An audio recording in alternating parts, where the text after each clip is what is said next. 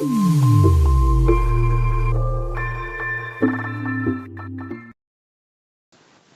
Video में हम बात करेंगे कि कैसे हम त्रिकोणमितीय सारणी बना सकते हैं। वीडियो को शुरू से आखिरी तक देखिएगा, इसके बाद आपको किसी भी तरह का कोई डाउट नहीं रहेगा। तो चलिए वीडियो को शुरू करते हैं। सबसे पहले देखिए यहाँ पे sine theta, cos theta, tan theta, cot theta, sec theta, cosec theta मैं यहाँ पे नोट कर लिया हूँ। इन सभी के मानों को हम लोग निकाल के भी देखेंगे कि कैसे निकाल सकते हैं। सबसे पहले देखिए कोण जो है हम लोग जानते हैं कि यहाँ पर सबसे पहले 0 डिग्री का कोण होता है, उसके बाद 30 डिग्री का, उसके बाद 45, उसके बाद आपका होता है 60 और उसके बाद आखिरी में होता है 90। इसके आगे का हम लोग दूसरे टेबल में सीखेंगे। फिलहाल अभी 90 तक का हम लोग सीखेंगे कि किस प्रकार से डिग्री निकाल सकते हैं। तो देखिए यहाँ पर इतना डिग्री होता है। यहाँ पर सबसे पहले यहाँ से लिखना शुरू कीजिए। देखिए पहला स्टेप में वो डिग्री लिख लेना है। दूसरे स्टेप में आपको क्या करना है, यहाँ पे लिखना है 0, 1, 2, 3, 4 और उसके बाद वाला स्टेप में आपको क्या करना है, इन सभी को 4 से भाग देना है। तो यहाँ पे आप 4 से भाग दे दीजिए। देखिए यहां तक बहुत आसान है। उसके बाद इन सभी का वर्गमूल कर दीजिए। तो वर्गमूल मतलब रूट का निशान इस प्रकार से कर दीजिए आप।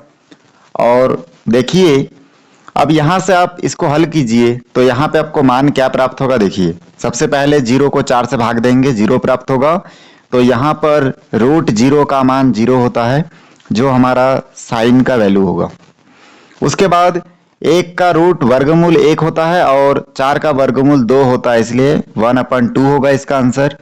उसके बाद रूट 2/4 है। आप 4 को 2 से क्रॉस कीजिए तो यहाँ पे 2 बचेगा, नीचे ऊपर 1 बचेगा। इसका मतलब यहाँ पर आप लिख सकते 1/√2। उसके बाद देखिए रूट 3 और 4 लिखा है, आपस में नहीं कटेगा, लेकिन हम लोग 4 का वर्गमूल जानते 2 होता है और रूट 3 का √3 होगा। तो इस प्रकार से आंसर जो इसमें निकल के आ रहा है वो है आपका √3/2। उसके बाद देखिए 4 के साथ 4 कैंसिल हो जाएगा, तो यहां पर बचेगा 1 और 1 का वर्गमूल कितना होता है, √1 का मान 1 ही होता है। इस प्रकार से हम लोग यहाँ पर 1 लिख सकते हैं। तो हमको पता चल गया यहाँ पे देखिए कि साइन 0 डिग्री का मान जो है वो कितना होता है 0, साइन 30 डिग्री का मान 1/√2, साइन 45 डिग्री का मान 1/√2, उसके बाद साइन 60 डिग्री का मान √3/2, साइन 90 डिग्री का मान 1 होता है।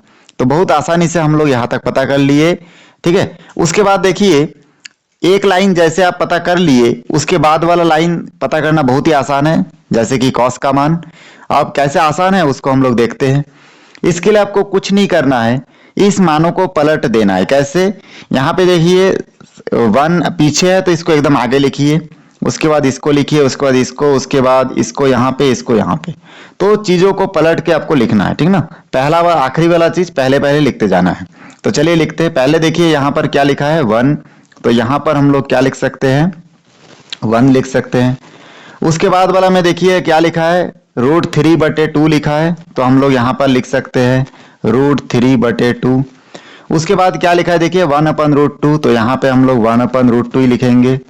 उसके बाद यहाँ से 1/2 लिखा है, तो यहाँ पे हम लोग 1/2 लिखेंगे। उसके बाद देखिए यहाँ पे 0 लिखा है, तो हम लोग यहाँ पर 0 लिख सकते हैं। तो बहुत आसानी से देखिए साइन का मान भी पता चल गया, कॉस का मान भी पता चल गया, ठीक है। उसके बाद देखिए इन दोनों का हम लोग tan का मान कैसे निकालेंगे। अब tan का मान बोलते ही आपके दिमाग में आ जाएगा tan का सूत्र। तो tan का सूत्र क्या होता है, यहाँ पे देखिए साइड में साइन थीटा बटे कॉस थीटा। tan का सूत्र होता है साइन थीटा बटे कॉस थीटा। सीधा सीधा मान है कि साइन और कॉस के जो मान मिला है ना, इसी को इसी में भाग दीजिए। अब डायरेक्ट भाग दे दे के नीचे लिखिए। तो चलिए यहाँ पे भाग दे के देखते हैं। यहाँ पे अगर हम लोग इसको भाग देंगे तो 0 और 1 को अगर भाग देंगे तो हमको मिलेगा कितना, यहाँ पे 0। तो इसलिए हम लोग यहाँ पे क्या लिख सकते हैं 0 लिख सकते हैं। उसके बाद हम लोग जानते हैं कि 1/2 इसको भाग देंगे किससे, √3/2 से। तो यहाँ से देखिए भाग देंगे, जैसे भाग को गुना में चेंज करेंगे तो ये नीचे नीचे वाला कैंसिल हो जाएगा। फाइनली आंसर हमको कितना प्राप्त होगा यहाँ पे 1/√3। तो हम लोग यहाँ पे लिख सकते हैं 1/√3। कितना आसान है। उसके बाद देखिए इन दोनों को भी भाग देंगे, 1/√2 और 1/√2 को अगर भाग देंगे हम लोग तो क्या हो जाएगा, इसमें जैसे गुना में चेंज करेंगे तो ये दोनों कैंसिल हो जाएगा, एक एक हम एक ही बचेगा तो एक ही लिखेंगे इसको। तो रूट 45 का मान 1 प्राप्त हुआ। ऐसे हम लोग सभी चीजों को यहाँ पे भाग दे दे के पता करेंगे बाकी मान भी क्या होगा, ठीक ना। तो यहाँ पर देखिए बाकी मान में हम लोग देख रहे हैं कि यहाँ पर √3/2 और 1/2 को भाग देंगे तो आ जाएगा √3। उसके बाद 1 और 0 को भाग देंगे, 0 कभी भी नीचे है तो अपरिभाषित होता है, या फिर इसके जगह पे हम लोग अनंत लिख सकते हैं। बस यहाँ तक पता हो गया। अब देखिए कॉट का मान पता करने के लिए हम लोग ऐसे ही क्या करेंगे, पीछे वाले चीजों को आगे लिखते जाएंगे। जैसे यहाँ पर इन्फिनिटी को आगे लिखिए, उसके बाद √3 को लिखिए, उसके बाद 1 को लिखिए, उसके बाद 1/√3 को लिखिए, उसके बाद 0 को लिखिए। तो इस प्रकार से देखिए बहुत आसानी से हमको कॉट का मान भी पता चल गया है। ठीक है, तो कॉट का मान भी हमको पता चल गया। अब हम लोग सेक का मान पता करेंगे। तो जैसे सेक में आएंगे तो हमको दिमाग में आएगा कि सेक का जो वैल्यू है वो देखिए क्या हो सकता है। तो सेक का मान हम लोग जानते हैं कि इसका सूत्र होता है 1/cos θ। तो इसका मतलब कॉस के मान को पलट देने से, कॉस का मान इतना है तो 1/cos का मतलब इसका मान को पलटना है, तो हमको क्या प्राप्त हो जाएगा इसमें से, सेक का मान। तो कॉस के मान को पलटिए, देखिए कॉस का मान 1 है और पलटेंगे तो क्या हो जाएगा 1/1, मतलब 1 ही है, तो यहाँ पे 1 लिख सकते हैं। फिर दिया है कॉस का मान देखिए √3/2, तो इसको पलट देंगे तो 2 चला जाएगा ऊपर और √3 चला जाएगा नीचे, तो ये हमारा मान होगा। उसके बाद देखिए 1/2 लिखा हुआ है, इसको पलट देंगे तो 2 ऊपर जाएगा 1 नीचे आएगा, तो इसका मतलब हम लोग लिख सकते हैं यहाँ पे √2/1, मतलब खाली √2 लिख सकते हैं, क्योंकि बटे के नीचे 1 लिखने का कोई मतलब नहीं है।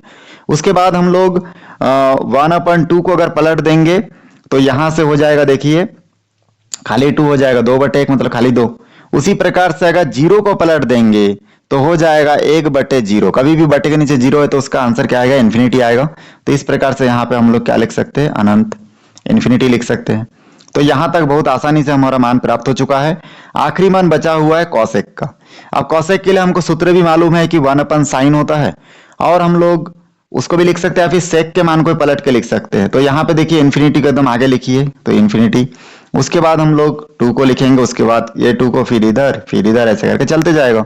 तो यहाँ से इन्फिनिटी के बाद हो जाएगा देखिए 2 हो जाएगा, यहाँ पे हो जाएगा √2, फिर हो जाएगा 2√3 और आखिरी में हो जाएगा 1। तो बहुत आसानी से देखिए हम लोग ये जो त्रिकोणमिति सारणी है इसको बनाना सीखे हैं। वीडियो को शुरू से आखिरी तक देखें, इसलिए आप सभी का बहुत बहुत धन्यवाद।